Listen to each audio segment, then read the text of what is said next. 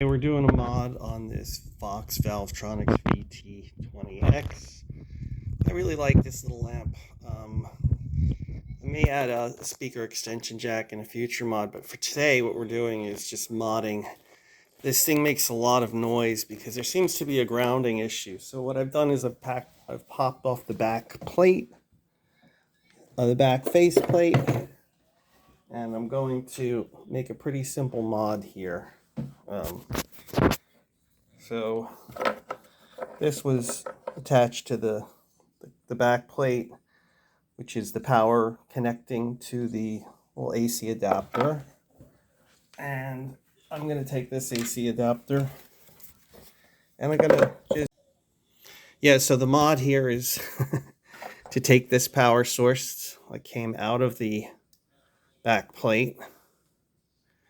I'm gonna fix the AC adapter in coil, or I might cut and shorten this wire, plug that into there. I'm gonna ground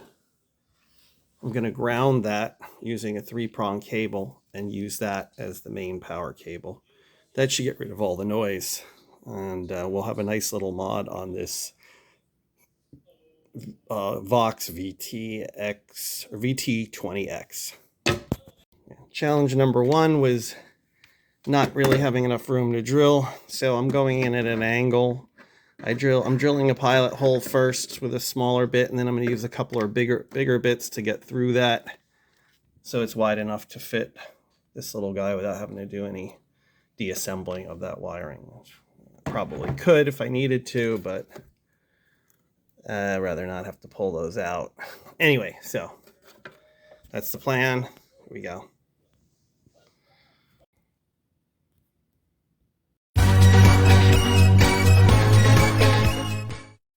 Mission is accomplished. Was able to go up at an angle here through the fiber board and wide enough to get this bit through there. Probably fix that with some wax or something so it doesn't move around. But yeah, ready to do the rest of it. I'm just going to vacuum up the dust with a little handy vac, and we'll be ready to roll. Okay, before making the mod, I'm just going to let you hear just how much noise. Especially if I don't touch the strings. It gets a lot better if I touch the strings. But this thing does have a noise gate on it, so even touching the strings,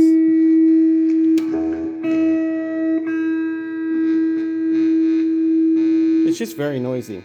It's like, it's just a lot of noise, and I have the volume, I think, tone.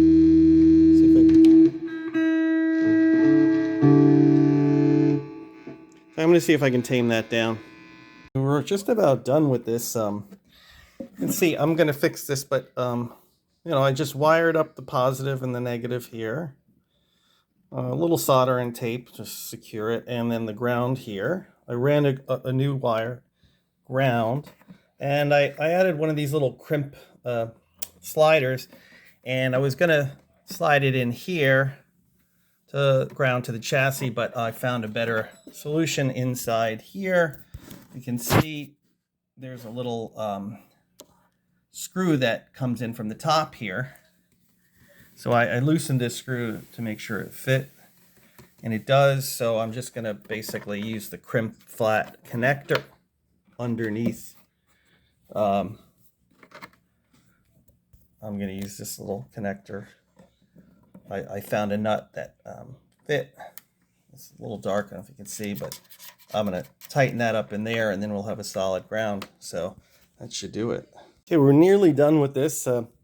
I ended up finding a little bracket here that I used to secure the original 12-volt DC adapter, which I'm going to plug back in. This was actually some spare parts I had from a Jazz Master guitar, and the screw actually fit perfectly into this little these mounting screw brackets. So I used one of them on this side, and then I just used a wood screw I had to drill a little hole in there to fix that in there. So that's pretty secure. I'm going to neaten up all these wires and then pretty much seal it up. There again, you can see the ground cable. I loosened up this particular top screw a little bit. Kind of nut and a little crimp wire connector that fit in there perfectly. So just put a nut, secured that in there. So the ground is ground solid to the chassis. Cabling again was white was positive, black negative, green ground. I used solder inside, and then I put electrical tape over it, and I'm just putting a layer of aluminum tape just to hold everything together, that this won't come undone. Electrical tape, sometimes you never know. So I'm going to just use a little extra there just to keep that from ever moving. I'm going to lock it down probably on this side. I'll show you when that's done. We're almost done with this thing. All right, just about ready to close her up. I'm going to just dust out. I had to use a hacksaw to cut a little bit of a...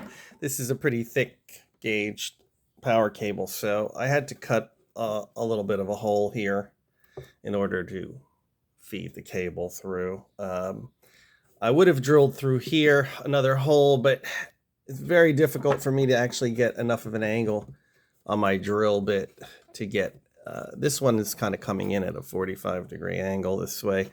So yeah, I probably could have done another hole, but I ended up just doing this instead, and I'm gonna use some of this double-sided sticking tape to secure the wire in there, and then secure it over here, and pretty much be done. Yep. Hacksaws come in handy. All right, before I finally seal up the screws, I just placed the cover back on. I used some electrical tape here just to kind of secure the wire. I made a few mistakes with this along the way, so hopefully you can learn from those. Make sure you probably drill a hole for your cable before, instead of having to do that cut that I did. Also, I had to do over again. This cable is not very long. I think it's about a 3 foot. I would have done a 6 foot cable now if I had to do it over again. Of course, I can always use an extension cord, but it kind of defeats the purpose of having a nice, nice 3-prong cable that you'd plug directly in your power source, although I'll probably use a power strip anyway. But here it is. It's done. I've got the power on. The volume's up. Now, this thing does have a built-in noise gate, so when I'm not playing, it pretty much is always silent, even before. But I'm going to show you now how, if I pick up the guitar,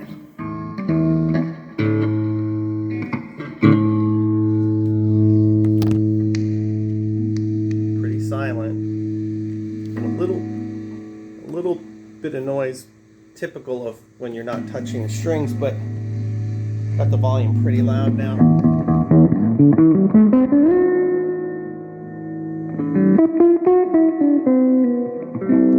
Using a full hollow body here.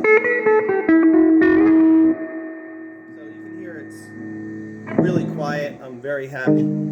Sorry the screen went dark there, but I'm very happy with this mod. The result is I've got a nice, a good solid ground on it, on the chassis, and that was really all it needed to get rid of the horrible hum that was really annoying before. I hope you find this video helpful. If you do attempt this mod, my suggestions would be use a 6 foot long power cable. Pretty much everything else I did, I think you can follow. Maybe just use one wide hole for all of your wiring between the chassis and the main cavity, and then you should be good.